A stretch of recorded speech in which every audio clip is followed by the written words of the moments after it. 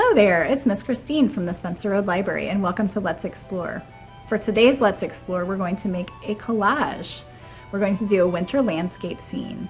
A collage is a type of artwork where you glue lots of different materials to a piece of paper or a board or a canvas or something like that.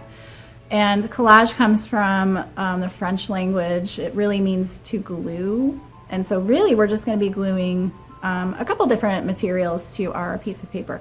You need quite a bit of supplies for this project. Sorry. You'll need a piece of paper for your sky.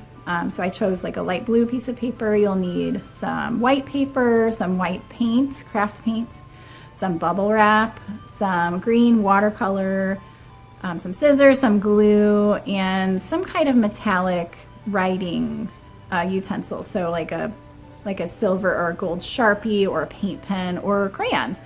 So those are all the materials that you'll need for our winter landscape collage. And in just a second, we'll get started. All right, friends, so like I mentioned earlier, we're going to need quite a bit of materials for this collage. So we're going to need a piece of light blue paper. It could be, honestly, it could be any color. I found this paper, that was kind of cool. You'll need a white piece of paper for some snow, a metallic Sharpie or paint pen if you have it, or a metallic crayon would be good. We'll need some white paint.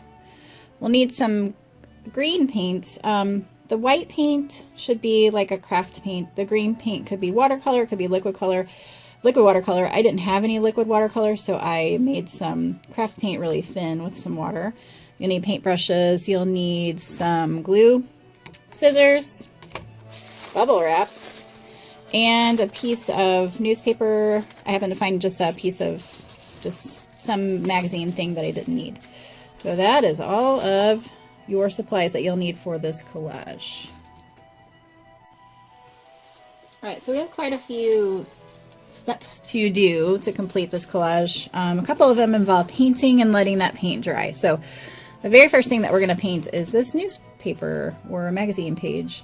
We're going to use the watery green paint or the watercolor green paints, and this is going to be where our trees are going to come from. So that's why I chose green. Honestly, if you want to be creative, go ahead and use whatever color you want. I did forget to mention, you probably see that I have this very colorful piece of paper underneath my work. It's my messy mat, so please remember, as always with my messy projects, to have a messy mat, maybe a paint shirt. Just be working on a surface that it's okay if it gets a little bit messy. Alright, so I'm soaking this with green. I'm actually leaving a little bit of a pattern with my brush strokes. You can do that if you want. This will need to be set to the side to dry. The next thing that we're going to paint is our snowy sky. So I've got my blue paper and I've got my bubble wrap. So we're going to set that blue paper to the side for just a second. And we're actually going to use the bubble wrap as a stamp, kind of like a stamp. So if you have a sponge brush, that would be great. I couldn't seem to find one in my studio, so I'm just going to use a paintbrush. And really I just want to make sure to paint most of the bubble wrap white. But I'm just painting the bubbles. I'm not really soaking the whole thing, because really the only thing that's going to be printed or stamped are the raised surfaces, so those raised bubbles. And I'm working kind of quickly. I don't think it won't dry completely right away, but this is craft paint or acrylic paint, so it does tend to dry a lot faster than watercolor or something like that. So I am making sure to do it kind of quickly. Okay, it's hard to tell if they're all the way covered, but it's okay if they're not. Sometimes that's kind of cool with the print, if it's not perfect. I think we're okay. So we're going to move this to the side. We're going to bring our blue paper back in. And we're really just going to lay the bubble wrap over the blue very carefully. It would be good if the bubble wrap was a little bigger than your paper. If it's not, you can stamp it a couple times. Oh, you know what? Looking at this, do you guys see I missed some? Do you see that spot right there? So I'm going to do another little fast kind of coat. Yeah, I see it now. It's just hard to see because I'm working on this messy mat that's white, or mostly white.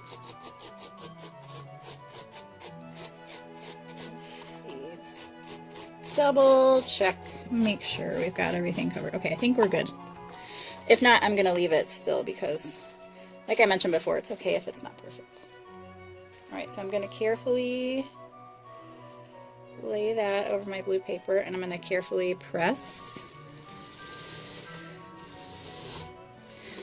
This is for our snowy sky, so I kind of would like to see circular shapes. Lift it up very carefully. Awesome. All right, so you can see that some of that paint dried. Some of it's not perfectly covered, but I'm really okay with that. This will also need to dry most of the way before you continue. So we're gonna let that dry. And we're gonna bring back our green paper that's now dry to make our trees. Our trees are gonna be very simple, just triangles, and I don't know how many I'm gonna be able to get out of this piece of paper. I'm gonna aim for 8, so we'll just see. So you can do this several different ways. You can just trace some triangles and cut them out. You can just kind of freehand it. I think what I'm gonna do is the old fold and cut trick, like you do for hearts. You guys know how to do that. So if you fold it in half, then you only have to cut one side, and then it forms a perfect shape. So here's going to be my first tree. Let's see if I can do it this way. It'll be my second tree, and that top got a little funny, so I'm going to trim that a little bit. And I'm going to try to make them all different shapes. Or not different, I'm going to make them triangles, but I don't want to worry about if they're all the same size or not. So let's see. This one's going to be kind of a small one. Small, like skinny. This one, I guess will be kind of skinny too. I think I need to make some fatter ones though, so I don't know that I'm going to use this fold trick going forward. So how many do I have? 1, 2, 3, 4. Get that out of the way. Ooh, I can cut this in half. 5, 6. I'm going to make some bigger ones. I'm going to make 8 altogether. 7.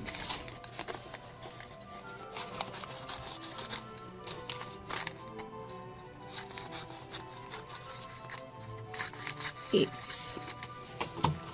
All right, I think that's probably good.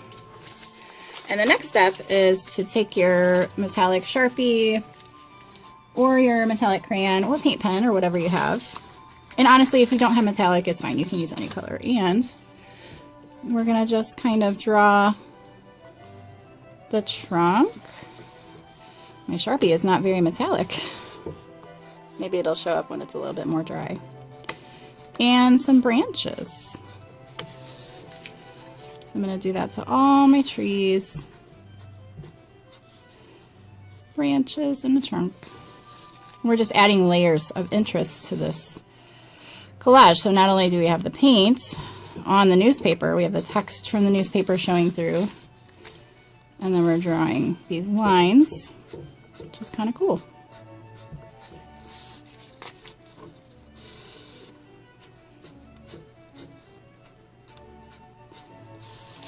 All right, you get the idea. I think next time I'm going to try a paint pen because I want it to be a little more shiny. I think it's okay, but I think I was expecting it to be a little more shiny. Last one.